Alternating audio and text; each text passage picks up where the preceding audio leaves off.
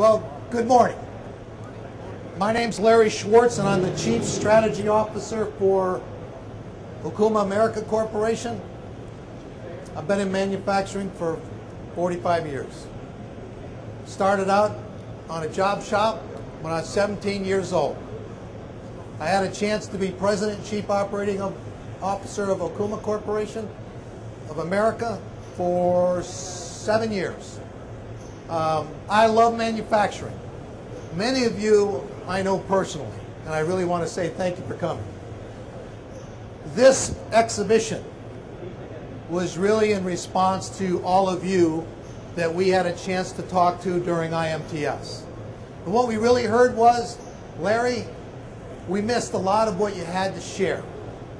We missed a lot of the technology that we think might have been helpful for us if we had a way to be exposed to it. And quite frankly, walking through those aisles, knee-deep in people, can't get to the machine tool, the noise is overbearing, no quality time to sit down and talk with somebody, you guys need to come up with something better. And for 2 years, we've been trying to figure out what to do, and a bunch of us builders got together, believe it or not, competitors that we are, and we said we got to find a better way to do this.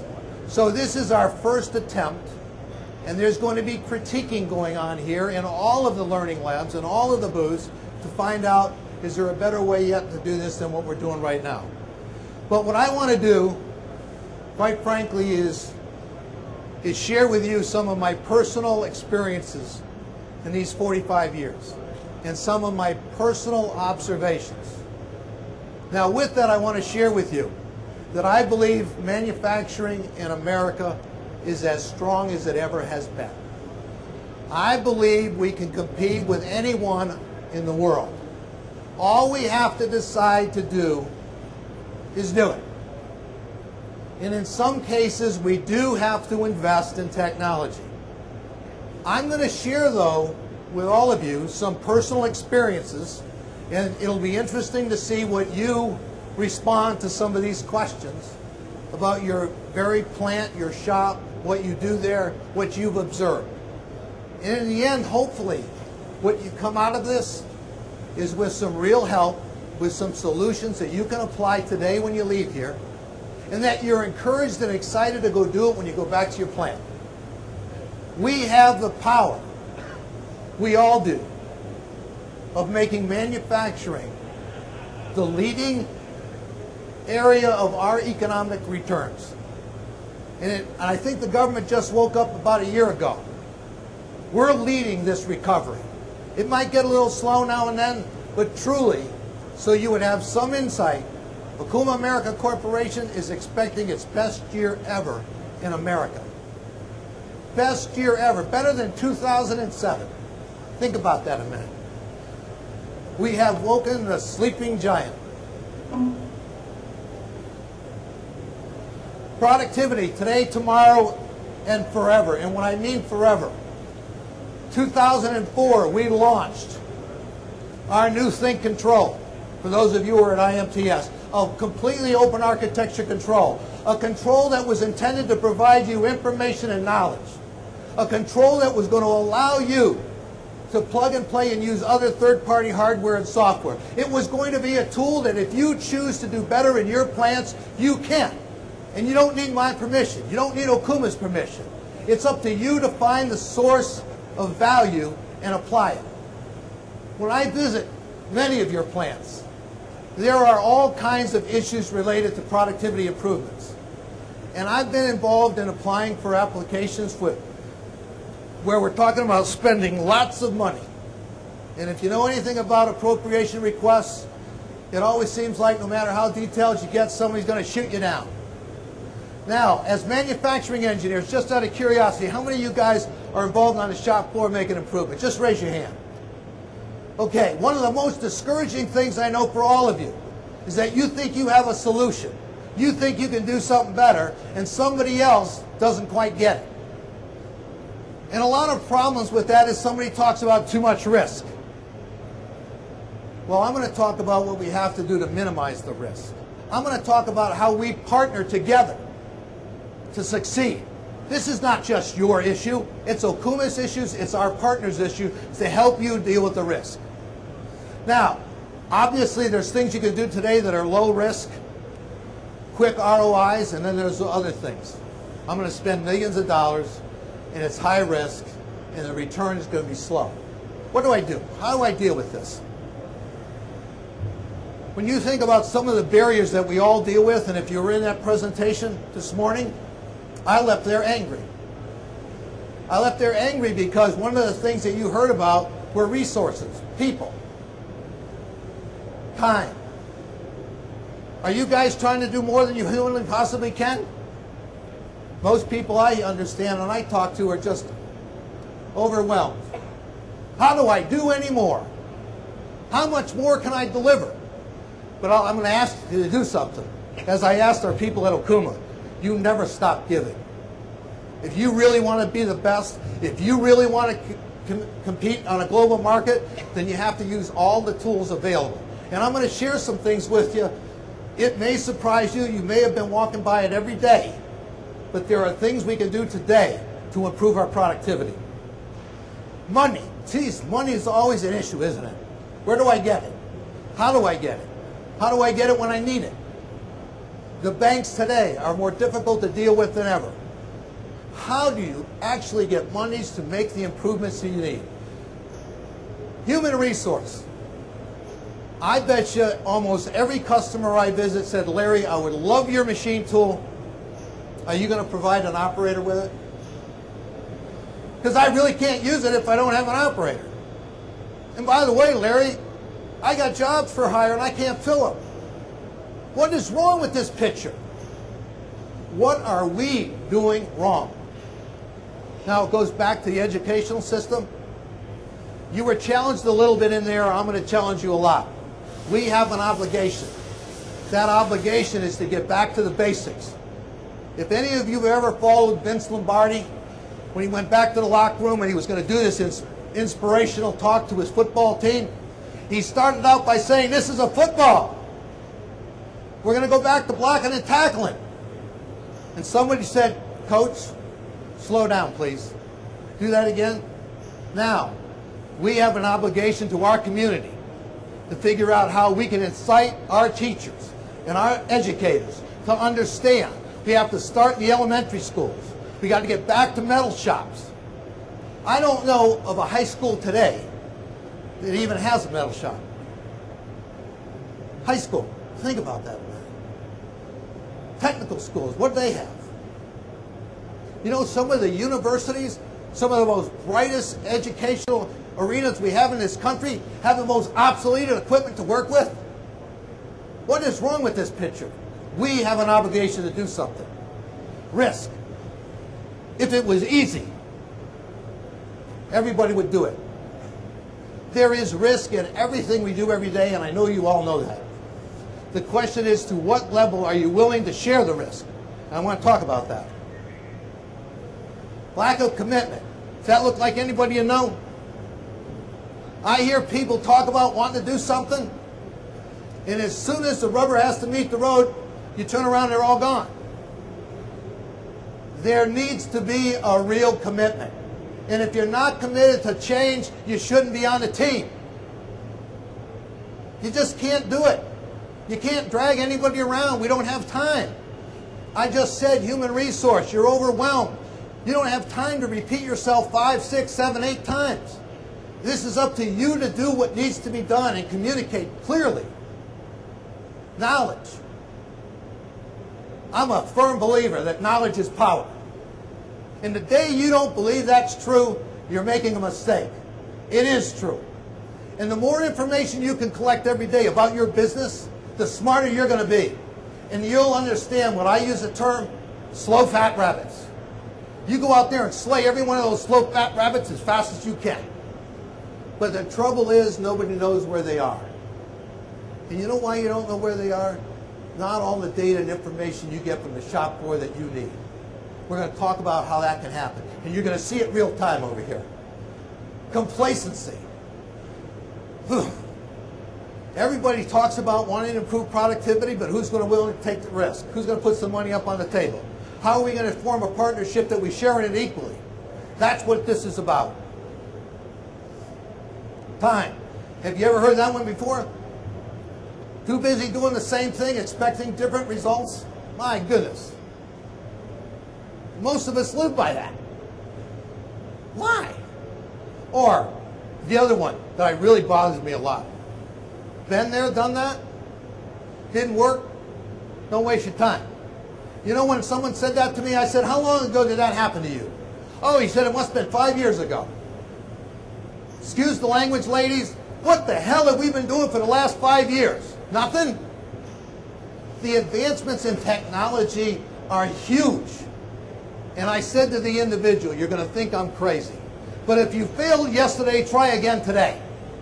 Because God knows somebody may have come up with the answer. We owe it to ourselves to do our very best at delivering what it is we're after, and it's productivity. Beat your competitors worldwide. Money. When this one comes up on the table, it really bothers me because it's really hard to deal with. Can't afford it. Really easy to say. You guys in manufacturing who are trying to justify an investment, you want to talk about ripping your heart out, you worked your ass off, excuse me, you developed a plan, you got something on a piece of paper, and you think you're going to believe in it, and you go up to the guy who's got the purse and says, can't afford it. Well, what'd you spend all that time for? How do you know you can't afford it? Give the man some time. And I have told you, day in and day out, I have visited plants where good people, good manufacturing engineers, have a good solution and can't get it by the first bottleneck. Break the wall down. If you're serious about this, do it. Human resource. We owe our businesses and our futures to invest in people. And there are too many people who lack the knowledge, and the only reason they lack the knowledge is the only thing they know is whether they've been exposed to. And I give someone a lot of credit for working for a company for 25, 30 years, providing someone has allowed them to go visit and come to shows like this, go to educational seminars, to be exposed to what's happening in the world today and have a chance to apply that in their own world. We failed to do that, and we need to invest in our people. We can't be worried about them going someplace else for another job. We're destroying our future by those kinds of worries and those decisions. Invest in your people. Risk. Does this guy look familiar? I was in talking to somebody about a $40 million investment in a new plant. The first thing he did was put his head down on the table. Larry, I don't think I can do this. I said, why? If you get a return on your investment, if the risk is minimal, why can't you do this? About 5 minutes later, he was talking about where the foundation was going to go, and he was through the emotional side of it. It is risky. There needs to be answers. And you need to get every answer you need to be assured the investment you're going to make is the right one. Lack of commitment. I would say most of the opportunities that I see, if they fail or fall short, it is not because of the technology. It really was because of the lack of commitment. We as investors in capital equipment or solutions truly need to understand. Whoever's making that decision up there as an owner, I understand the investment side of it, but you have an obligation to get in hook, line, and sinker. I'll give you an example. John Bell, he's sitting in the back there. He bought the largest FMS system in North America. First time ever. Made an investment in mixing machines from 5-axis to standard, 3-axis machines. He and his brother decided, 3 of them, we got to do this. We got to do this to be competitive. And they did it. Guys, they didn't do it alone though. Our distributor, Hartwig, was with them. Okuma's with them. Our suppliers are with them. Our partners are with them. We're in this together. That's where you need to make sure you formulate yourself with the right partners. People who are committed as you are to succeed. Knowledge. I can't stress this enough.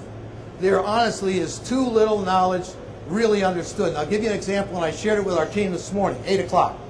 Guys, we launched the Think Control in 2004. When we launched that control, we showed someone an off-the-shelf Mitsutaya gauge, and I'll get into it later. You could plug it into and gauge, record, and change offsets without operator intervention. I still visit customers today, 7 years later, don't even know what the hell I'm talking about. We have failed. Now, this is about educating.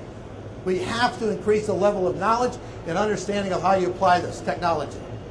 Complacency. It's always somebody else. I'm happy with the way things are. I don't think that's the case. But it's easy to say. Guys, we got to get ourselves out of this. We can compete in the world, but you got to get yourself out of it. You got to go back, you got to talk to your team, and you got to say, I want to go find some slow-fat rabbits. And if they look at you kind of funny and say, what do you mean by that? Any opportunity to cut costs, any opportunity to make money, any opportunity to do it faster and better than anybody else. And I don't care what it is, tell me about it. Share with me. Don't hold back. And if we're holding them back, stop it. It's too important to your business and our future. There's a lot of talent out there. Let them run. I would say it's fair to say this little grocery list is something that we all deal with every day. Every manufacturing engineer is asked to do more with less. Okay? I want twice as much out of my plant with half the machine tools. Okay, I got it. How are we going to do that? Well, I'm going to get into some situations where it's going to probably open your eyes up, and you may share some things in here with everybody. You may not like to share, but there's more capacity out there than we know what to do with. We just got to apply it. Spindle utilization. Measurements. Take this one down. If you leave here with something, what gets measured gets done. And don't you think that's not true? You go back to your staff and you say, I want to measure spindle utilization. I want to know how many hours of every day that spindle is cutting. And it's simple. You know why? Because I paid for it to cut metal, not sit there and look pretty. And if it isn't cutting metal, I don't get a return on my investment. So the only thing I want you to do is tell me how many spindle utilization hours I have in every day. And I've granted, if you focus on that one thing, you will be surprised of what you find out. And then if you really get into root cause analysis and problem solving, you are going to get every one of those issues taken care of, and your spindle utilization is going to go up. And you know what? Your operating costs are going to drop like a rock. And you know what you're going to do? You're going to put money in your pocket. You're going to invest more. You're going to have money for R&D. But you got to do the basics. And the basics is hard work. Nuts and bolts. Blocking and tackling. But you got to support it. Here's a question for you to use your little tool on polling. And make sure you understand what the question is. If you were to measure spindle utilization based on 24 hours a day, 7 days a week, and own the time cutting metal, what is the spindle utilization in your plant? Hit a number, 1 through 6.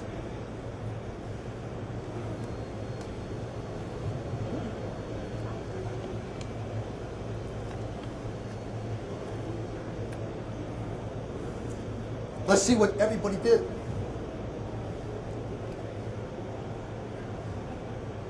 What is the big bar? Number 6, 25%. Okay. What do you think of that, guys? Ladies? 25%. Hey, how do you pay for that thing? What is wrong with that picture? But look at the others that are in there. You know, there's nothing really great, is there?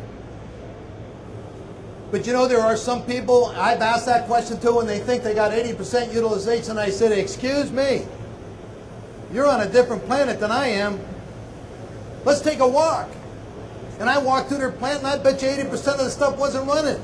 He said, well, you can't count that. I said, what the hell are you talking about? What'd you buy that thing for? So the point being is we are sitting on a gold mine. Now, one of the things I did is a basic way to solve this problem. You know these paper flip charts, big ones? You tell everybody in your plant, that machine is yours. I want you to write on here, and don't worry about spelling, don't worry about grammar, don't worry about anything. You write on this piece of paper any way you want to, everything that's preventing that spindle from running. Everything. I don't care whether it's no material, no programs, no tooling, no operator. I don't care what it is. I want to know. Now, if you're good about it, you are going to join a team together and you're going to solve every one of those things. And guys, don't take your whole plant first. because it's overwhelming. Take one machine. If you really want it, take the one machine that's created the biggest bottleneck in your plant. Score some points. Go find out why that thing isn't cutting metal. And you'll do something for your plant. You'll do something for your business. And you will set a new trend. Based on a survey that I did of over 100 plants, big and small, 34%. I don't know about you, but I want to... I was asked to get my plants that I was responsible for at 87%. Do not come to me with an appropriation request if you're not at 87%. Holy smokes. You want to talk about a tough task, but boy did I learn a lot. If I didn't do what I just shared with you, I'd have never known the things that were out there existing, that we every day walk by. It's like we got blinders on. That's the norm. It's okay. And I would share with you, this has been confirmed by some very large corporations.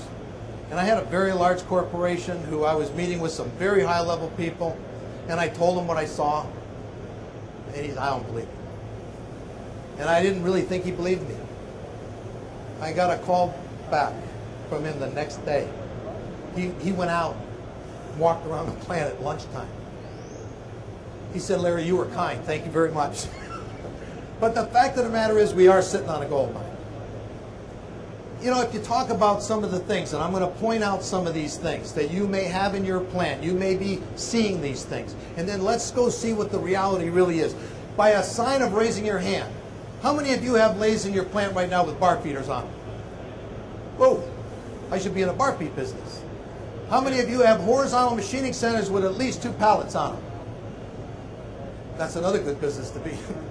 Vertical machining centers with pallets. With pallets. Very good. How many without pallets?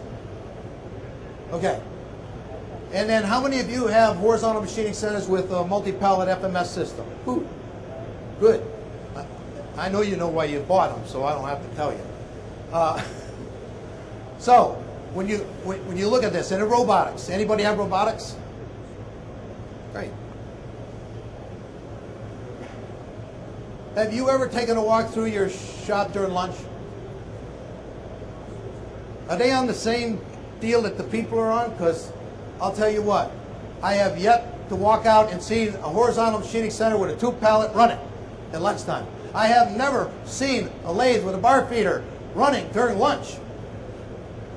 And by the way, there are very few vertical machining centers I see with a pallet system on. Now, if you think about what you did, you were great guys, you had vision, you invested in supplementary hardware to make that spindle more utilized. You bought a bar feeder. That thing can run for a long time if you got a rack system feeding it. Why do they shut off at noon? Why did you let that happen? Why do you allow even to think about that happening? But you do. And I don't understand it, because you're the same guys that talk about I need more productivity. But we haven't created the discipline. And you know what? The people will go along with it. This is not hard. This is not rocket science. All they need is someone to explain the big picture. I want to get more business in here. We need to be more cost effective. I need to get the spindle utilization up, guys. So, just before you go on lunch, would you make sure the rack feeder's full so that thing keeps going? If he says to you, well, I worry about quality of the part. Uh-oh. We don't have process capability then.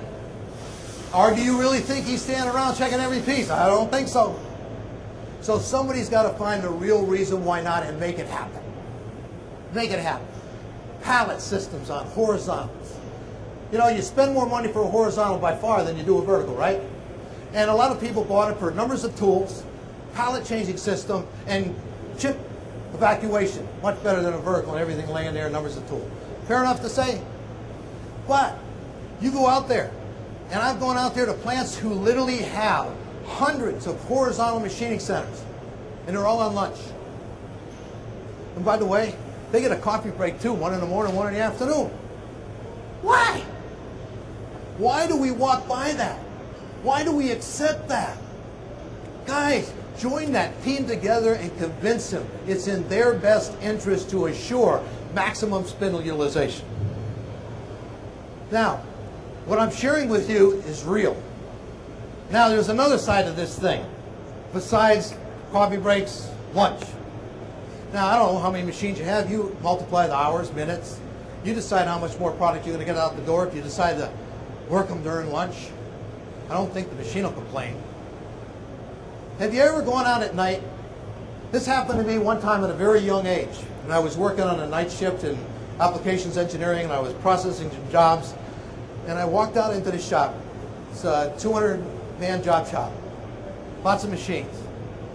It was totally dark. And the only thing I could hear, and I still remember it today, was the air weeping out of the pipelines. You know, you hear a little shh, you know. Other than that, nothing. And I got a really sick feeling in my stomach and said, how does anyone afford this kind of equipment sitting here idle? And then I asked some people, oh, well, if I had a second shift, I got to have a foreman, I got to have QC, I got to have this, I got to have material handling. Stop it. There's a place for that. But we're talking about starting baby steps. Make it mandatory that every double column, every horizontal machine you have with 2 pallets will be set up and ready to go when he leaves. So you get 2 pallets of runtime. I promise you, after you figure out the advantage you get, you'll do what that gentleman did and buy an FMS system and say, I can run 8 hours with nobody around. This is really good stuff. Now, if you have 2 horizontal machining centers working, what did you guys say, 25% of the time? What if you could have one working 80% of the time? How many do you need? I'm over capacity. I need to invest in those things that allow me to run. Now, there are people who would tell you, oh, 2 light's an issue. And I'm going to get into all that kind of stuff. Quality is an issue. We'll get into all that stuff too. There is technology available for you today to mitigate any of those risks. You have to decide to do it. It won't happen without you. So this sick feeling I got, I carry it with me a lot. And I sit and talk with owners of plants as I'm talking to you right now. And I had one tell me, he said, Larry, I could get some more business, but I can't afford the rate they're willing to pay me. And I said, what are you talking about? He said, well, I can't. This guy really wants me to do this work for nothing. I said, okay, you have that machine sitting over there with an FMS pallet pull system on it, and it's not running. And you amortize the cost of that over your first 8 hours or 10-hour shift that you run. So it's sort of getting paid for by whatever you do during the day. How much do you need to charge if you're not using it at night? I'd be willing to bet if you really think about it, you got some power consumption and you're using some perishable tooling. What else you got for cost? Now, why don't you get that business you just talked about, put a lot of money in your pocket and do it on a second shift when nobody's around? You already amortized the cost over its first shift. Just think about it a second. It's true, it can happen. Why do we accept these norms? Because we're so busy. I got a target, I'm going out there to get it, and that's it, man. That guy wants 4 seconds off that job. I got to go get 4 seconds off that job. You know what happens after that? There's another bottleneck downstream someplace, right? What the heck did I do all this for? I worked my tail off, got the cycle time down, now I got a bottleneck over there. Nobody, I shouldn't say nobody, excuse me, that's an exaggeration. Too few people look at the whole process. Too few people understand just moving it down the line, one more slot, and having another problem. So it's a nice way to find it. But you can find it mathematically. You can find a way to do this. Reduce perishable tooling costs. Here's a good question for you guys. Ready to hit your little button? What do you think the wasted inserts perishable tooling is in your plant? That you don't underutilize it? What percentage?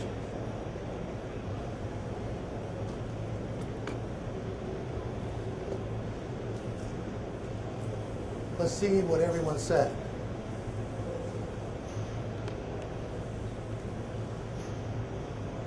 You know what I really like about this group? You guys are really honest. You guys are telling it like it is. So you're throwing away 33%, thereabouts.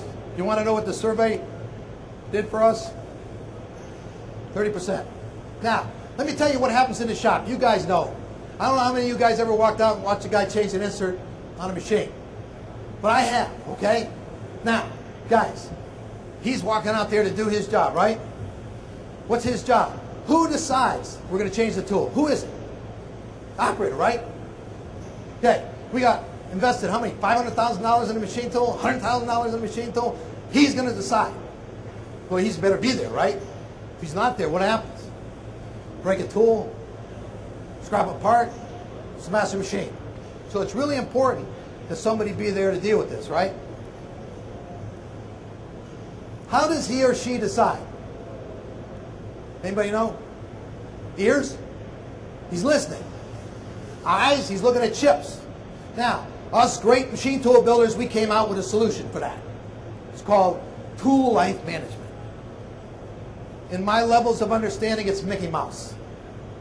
And I'm a machine tool builder. Why is it Mickey Mouse? Well, first of all, every time I go in and ask if they're using it, they're not. Or the ones that are haven't changed it. So, really what it boiled down to is we created something, but it wasn't user-friendly. So nobody's bothering to update it all the time. And if you're in a job shop, Jesus, you're changing Inconels, wasp alloys, aluminum, steel, brass. You'd be in there all day long changing values. But even the values you put in there, guess what someone does? I ain't breaking this tool. I'm not scrapping it apart. How safe does he play?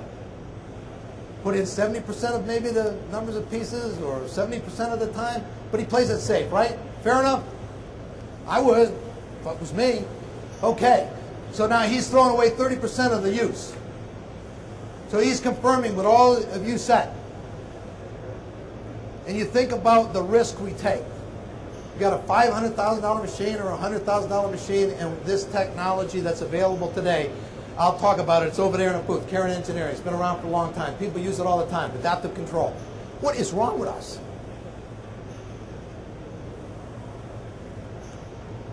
What happens when the operator decides to change an insert? It's going to blow your mind away. And if you don't believe me, go out and watch it. He's looking for that one failed tool. He knows that sucker's going to fail one or two pieces from now, and I'm going to go in there and change it. You know why he's in there? He says, I'm in here, I might as well change them all. And he indexes them all. So, you didn't get the use out of your insert that you thought you did, but you're throwing it away. $10 an insert. You just 30%, $3. Every time he does that. $3, $3, $3. I don't know what your tooling bill is, but you're really throwing a lot of money away. And it's easy to control. Now, I'll also share with you, it is terrible to understand how little people understand about carbide inserts and the way they are made. I would tell you I reached into a bucket of somebody's used carbide because they sell it by the ton, and I laid it on the table. Almost every negative square, only 4 sides were used. The operator didn't know you could flip that baby over because he's used to some of the positive inserts and they only got 4 sides. He didn't know that I went in 8. So he used the tops, but he never used the bottoms. So he's throwing away 50% of your value that you invested in. Now you think I'm crazy, you go do it. You go check it out. This is real. This is shop stuff, man. Until somebody comes up with the technology, and Karen Engineering did, that does never have to happen. Now, tool life management, the way we do it, what happens if there's a hard spot in the material? Who's there to adjust it? Who's there to deal with that tool life? That baby just lost half its life I thought I had, but I don't know. Or what happens if it cuts deeper because the forging dies? Didn't close all the way and there's more material. And I took a heavier cut than I thought. Who's dealing with that problem? And what if the tool breaks and scraps the part and smashes the machine up? What about that downtime? All because we didn't apply today's technology. Guys, wake up. It's here. You do the math. I don't know what you spend a year, but you know, I think 30% savings is conservative. But you figure it out. Some of that dollars could have bought somebody a new machine if they needed it, or some newer technology. Using today's technology to take the guesswork out of the process, I believe, is essential. Adaptive control works. Hundreds of people are using it today. Not as many as should. I'm going to say maybe 10%. That's probably being kind. And it's retrofittable on everyone's control, so somebody should be using it. Also improve the following areas, and I think you would agree. Part quality will improve when you do it right. You minimize tool breakage, you minimize machine downtime, you minimize crashes, you minimize a lot of things. You deliver parts on time to the quality standard you expect. What technology? I mentioned Karen Engineering. You got to spend some time in our booth.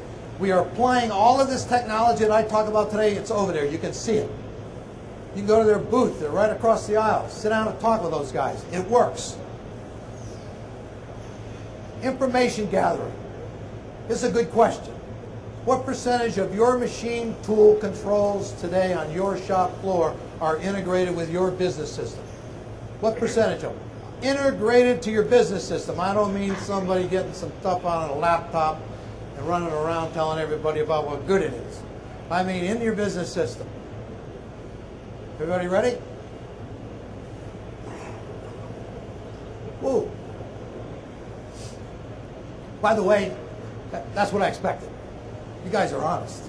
There are a few people like to sneak it in there, but honestly, very few people do this. Now, remember what I said in the beginning about knowledge is power? Remember what I said about how do you find these slow, fat rabbits? Well, it's information. It's data. It's real time.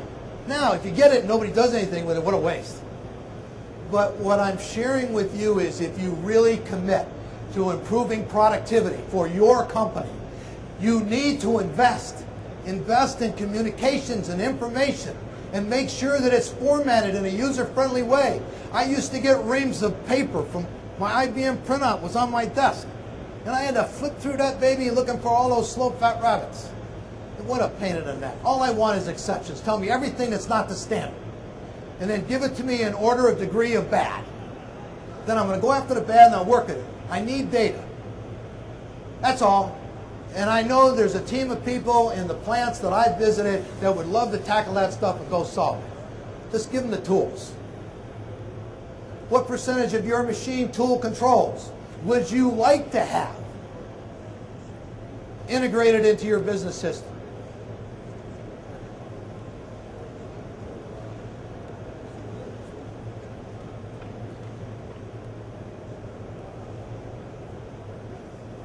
I hope it's 100%. Well, pretty close. Now, the ones who didn't, I'm sorry, you just don't understand the benefit. My fault. But the fact of the matter is, information is critical to finding ways to improve productivity and efficiency in your plant.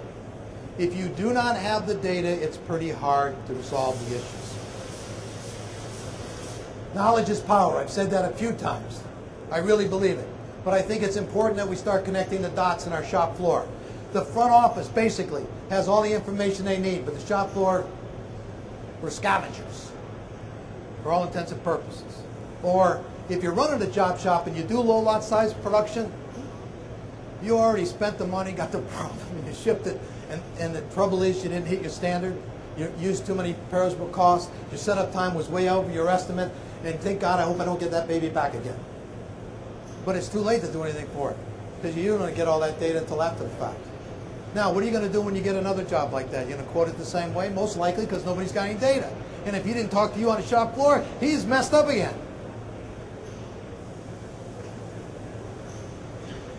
I guess I've been doing this so long, it is somewhat frustrating at times because I believe so much in all of you. I believe so much in our ability to manufacture and compete in the world. I know we can do this stuff. Connecting the dots. Machine tool. TMAC is part of a software package that comes from Karen Engineering. It does more than tool life. We'll talk about some of that stuff. QC. You guys do first article inspection, anybody? Anybody have a machine sitting idle waiting for first article inspection? It's like a tea party down there, they're all backed up, man. Somebody, if they really knew, that's the biggest bottleneck in the whole plant. Everybody twiddling their thumbs waiting for somebody to get the green light. Okay, there's a way to do these things. We set up rules that are blocking us. I'm not saying you want to just run and make bad parts. There are critical features. Measure the critical features. There are other features, if you got the critical ones, you know those other features that was generated by that tool are good. You don't need to do that. There's ways to do it. Use onboard gauging. This comparator over here, this is a comparator. Renishaw provides this now. It's portable. I know it's not that big a unit, but I don't know what size part's yours, but that's a comparator, really fast. You can plug that into our machine tool, and it can update the data, change the offsets, and deal with it. Real time. Keep making parts. Utilize that spindle. Find a way to break that issue of complacency. Kennametal ISCAR tool storage systems. You guys got cribs? Anybody got a tool crib? When I was in the shop, they used to hate those things. Yeah, Joe doesn't give me the right tools. He never has what I want. So before you know about it, all the tools are in everybody's toolbox. You ever do a hit on a toolbox day? You know, you're buying all this stuff, you can't figure out where it's going, and the guys aren't stealing it. They're trying to make sure they have what they need to do their job. But most of the inventory is in their shop, in their boxes. And why? Because they're worried when they go see Joe, he doesn't have it. And they want to do a good job. Well, go take a look at what ISCAR has and Kennametal has on a tool system. And then you got to ask yourself, who's consuming the inserts? The machine tool, right? Why isn't a machine tool checking the inventory in that toolbox system? It can.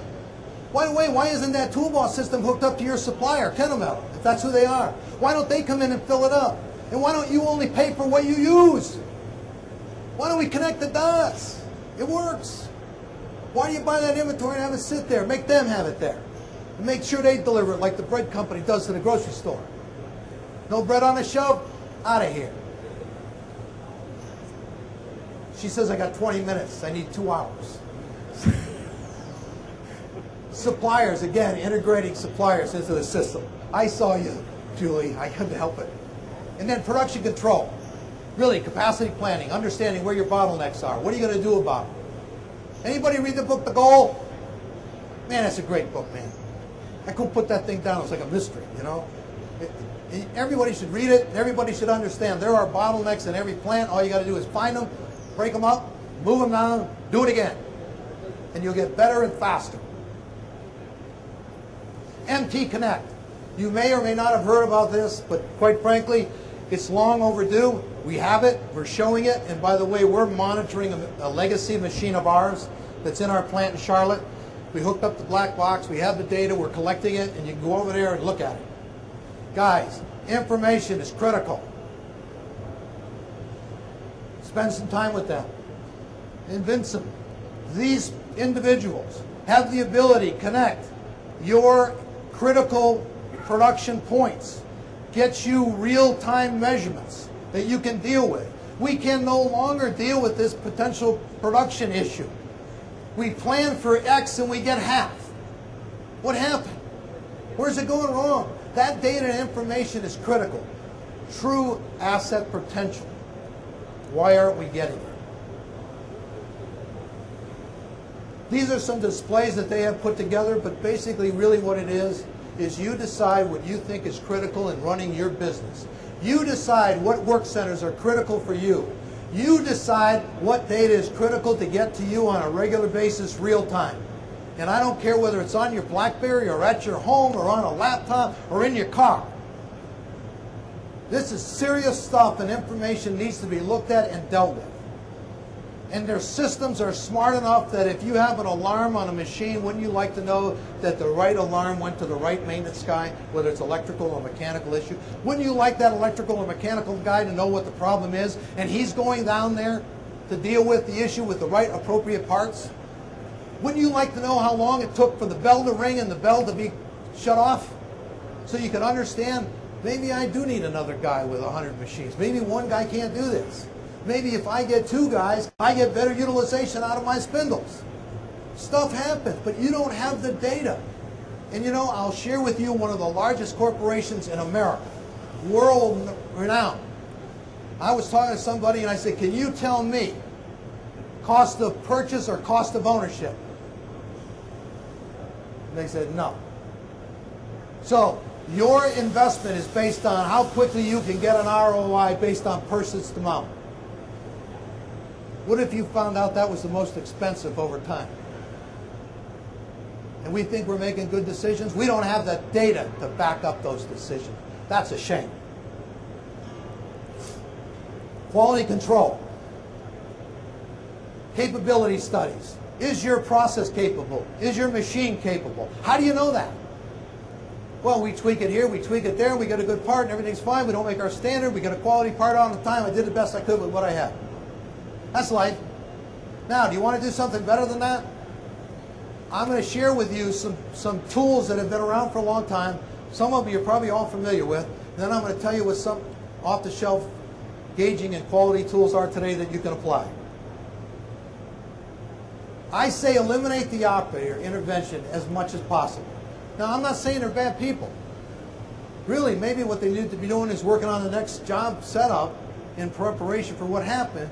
And maybe a lesser skilled person who you want someday to be that guy, you work with them. But for now, we got everybody tied in. Now, tell me if I'm wrong. Most guys running a machine are responsible to verify that the part they made in that machine meets the operational dimensional characteristics. Is that fair to say, guys? Okay. And he does that by using standard gauging methods, micrometers, dial bores, whatever. And guess what else he does? He records all that stuff, right? Traceability, understand what's going on. He writes all that stuff down. Has anyone here ever, when you went through the process of making a 25-piece run, somehow on a ticket ended up 26? You have, I can tell you. No, I used to want to really run around and find that thing that made them grow so I could duplicate it more. Have you ever had some where you started with 25 and ended up with less?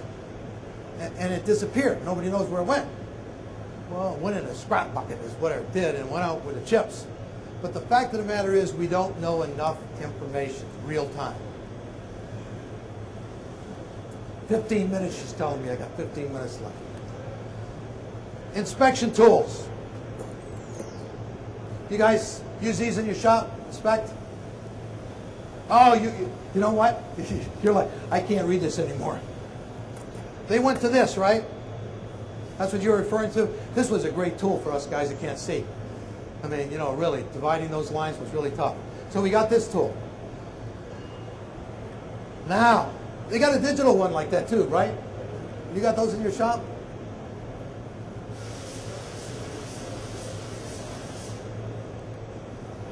What percentage of the tools I just showed you, standard micrometers and that, do you have?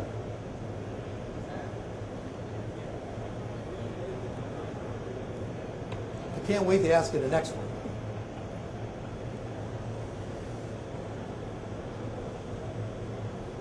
Okay, 64%. No, 100% are using it. Wouldn't you like to be in that business? Now I'm going to ask you another question.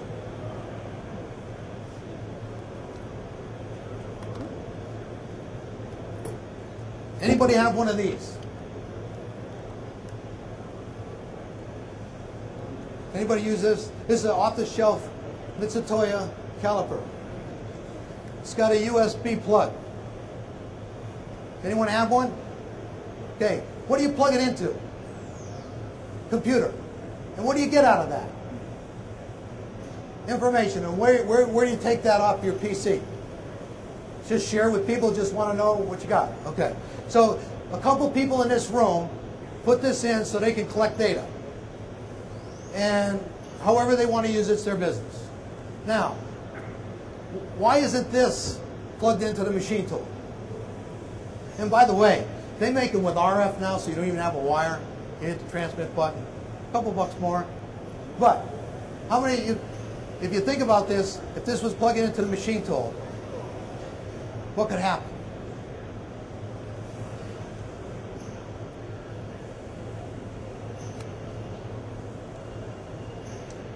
I'm going to ask you, what percentage of gauging equipment, whether it be the equator type, this type, Marcos, dial bore gauge systems with RF transmitters.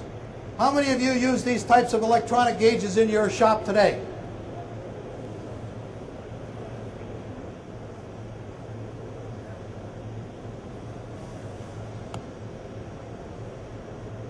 Wow. Think about that a second. Now, let's talk about what this does for you. No more recording data. You can send the data anywhere you want to send it because it's in our control. What if it changed the offset appropriately, up or down? Have you ever smashed a machine tool by putting in the wrong value, wrong decimal point, plus or minus? My God, I've wrecked a few in my day. This eliminates that. Why aren't people using it? What's a crash cost? $30,000 to fix a machine that you busted up because the guy put the decimal point in the wrong place? Think about this a second. That dial bore gauge. Now, I've had guys tell me, oh, Larry, man, you can't do that to me. I got all these wonderful gauges in my shop. I spent thousands of dollars on dial bore gauge. You guys know how that works, right? Got a ring master, you set it up, get the zero. I said, well, just take that off. He said, what do you mean just take that off? They make a pencil that's electronic that goes in that same hole. You don't have to throw away all your masters and all your tips and all your handles. Just use the TASE technology and plug it into your machine tool and let it communicate.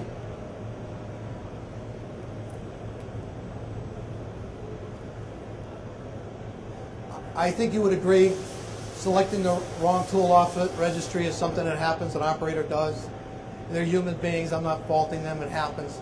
I'm just saying try to minimize their intervention into doing those things. No need for operator to write down the data. The data is there, it's real time, as many decimal points as you want to go out to. You can transfer that data. By the way, our control uses operating system, Microsoft, Windows, whatever you can buy for that, you can plug it in and go to work. You want to do SPC calculations, do it. 10 minutes, Julie, I got it. I'm gonna go through this quick. I think you guys can understand there's plenty of benefits. There's benefits by using today's technology.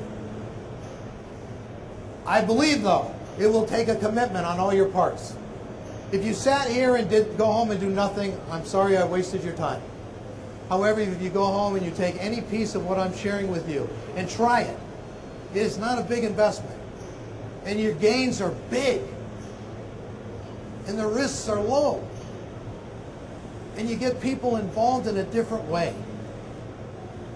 Higher cost, higher risk when you start networking and putting a lot of data together to analyze. And I'm a firm believer in this. And by the way, large corporation I worked for had 100 plants, hundreds of machines I networked in from my desk many years ago. I could see every machine in that corporation and whether it was in a green, yellow, or red status. I could see exactly and drill down what was in the machine and what was planned for the machine.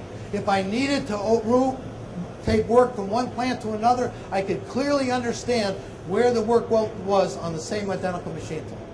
It was possible. Maximum utilization of your assets.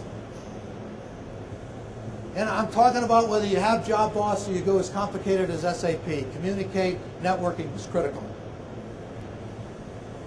Machine tools with compatible operating systems is a must. And I'm going to share with you, we have failed you up until 2004 when we provided an open architecture controller that allowed you to decide what you wanted to run, what software you wanted to use, what hardware you wanted to plug into, and what data you wanted to get. Novel thing. We were holding all of you back until 2004. And I think this is a pretty good list of some of the information and data that most of you need in running your business and gaining efficiencies. Benefits of real time, I think you can appreciate that. It kind of says it all. Having clarity of vision, though, is critical. Where are we going with this stuff? What stuff do we really want? Getting information and not doing anything with it would be a waste. Now, I'm going to just touch on some quick things. High-pressure coolant systems. If you don't have them, you need to invest in them. Now, when you get into looking at high-pressure coolant systems, take a look at what happens when you deal with volume and pressure. We've done some experimenting and breaking chips and having control of threading. There is a benefit to having volume and pressure variable by tool, not consistent throughout the process. That we found out and analyzed, and there's a benefit to it. And you can get that technology today and apply it. This is another pet peeve of mine. I don't know how many times I've gone into plants. You look at that picture there, the one in the center. It's dry kind of film. It's a powder white film on it. What it really is your synthetic coolant that you say you're going to maintain is not being maintained. And that synthetic coolant, you ask anyone, it will actually break down all your lubrications, dry up your machine, and you'll have nothing but rust buckets. And you save some money. Now, if you're going to use synthetic coolant, you better manage them. And you better manage them well. And I went into a plant the other day, and a father, son, and I said to his father, he was asking me, what's this? I said, well, I think you're using synthetic coolant. He said, yeah. I said, there's something wrong here. I says, who's maintaining it? Oh, my son comes over with his refractor and he's got all this and everything's good. I said, okay, can I take a sample of every one? Send it to the lab. 7 to 10 times the concentration. And if he's like any other guy in a shop, man, it looks like it needs a little bit, throw the bucket in. I'm sorry. That's what we do. We haven't got it down to a science. But by the way, you're messing around with millions of dollars in your capital equipment. That needs to change. Somebody's got to get serious about this. You don't treat your car that way. Setup time. I got to do this quick, but there are tools today that you guys should be capitalizing on. Whether it's quick jaw changing, numbers of tools that you have available, and I'll tell you the biggest thing I see in most cases, people with 2-axis and 4-axis lathes, 8 or 12 station turrets, you ought to watch the guy move the tool from pocket 1 to 4. Because the guy who programmed that job wanted it in 4, not 1. Now, if everybody would agree on where the tools go generally in most of the pockets, he'd save him some time. But we don't do that. We don't sit down and say, guys, pockets 1 through 5 are always going to be these tools. You can have these to mess around with, so it saves me setup time. We don't do that. We just make it complicated. It's it. We walk away from these opportunities, and we need to focus on them. Setup time. Generally, here's a question to you guys. What's your average setup time?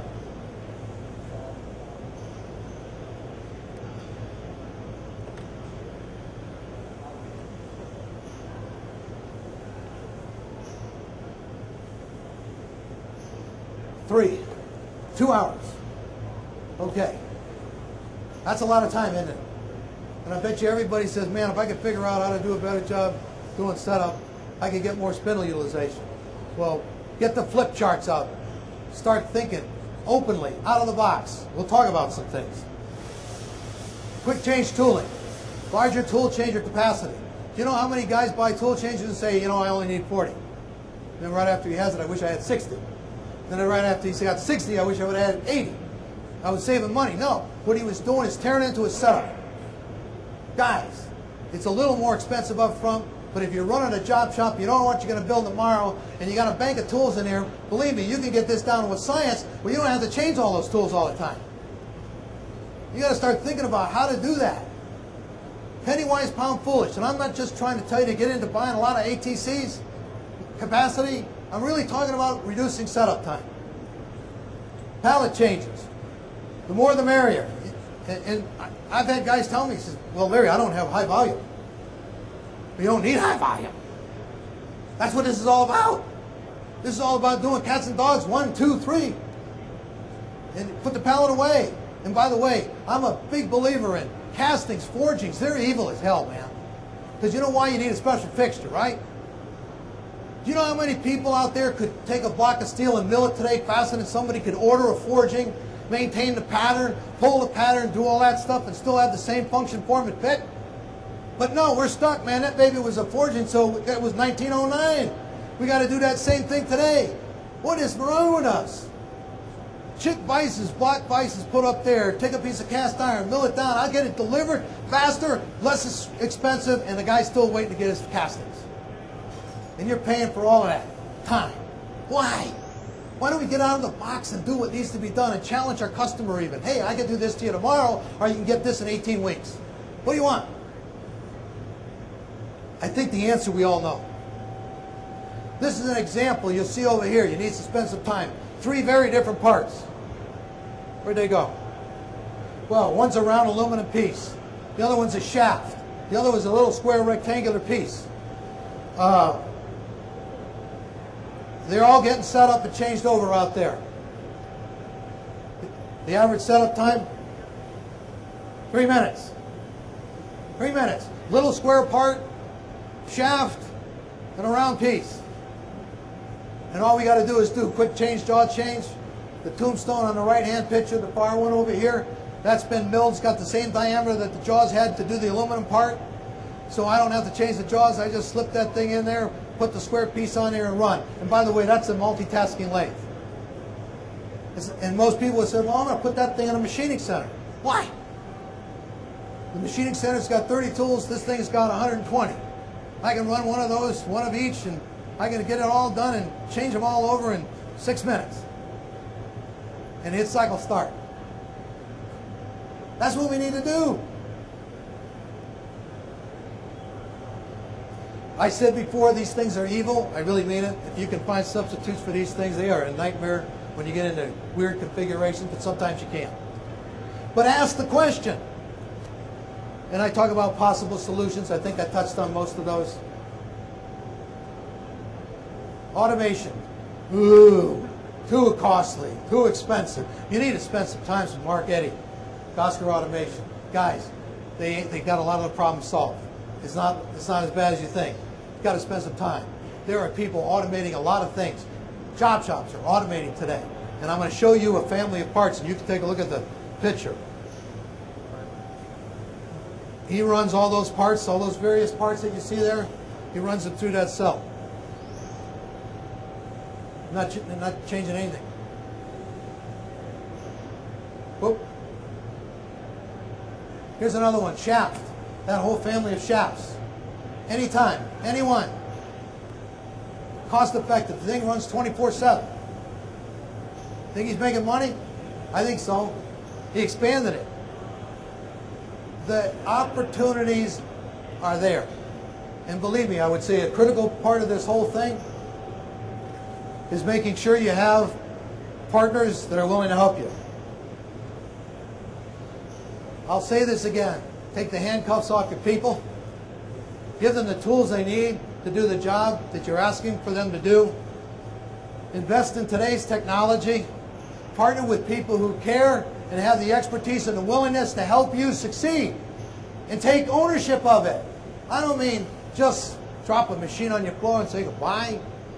Guys, you need to draw on us. If you're not out there, we need to help you. We need to take some responsibility, and we're willing to do that.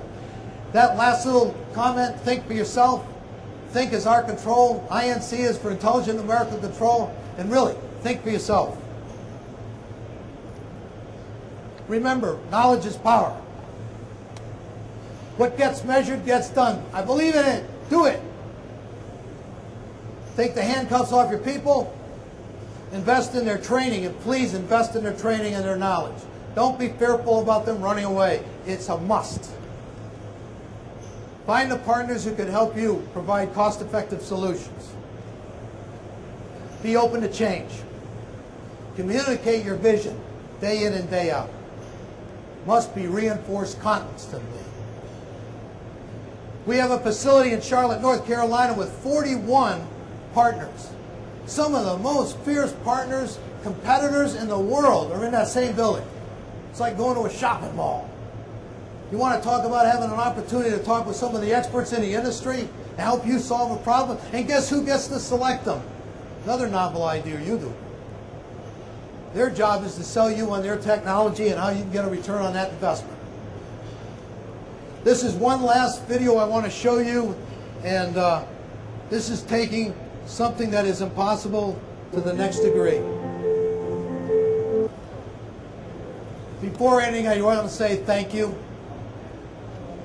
I love it as much as they love it. There's nothing like what we do. I hope you reach out to us. Jim King, our President and Chief Operating Officer, is here. Please look him up. If there's anything we can do to help you succeed, we're here for you. All of our partners, all 41.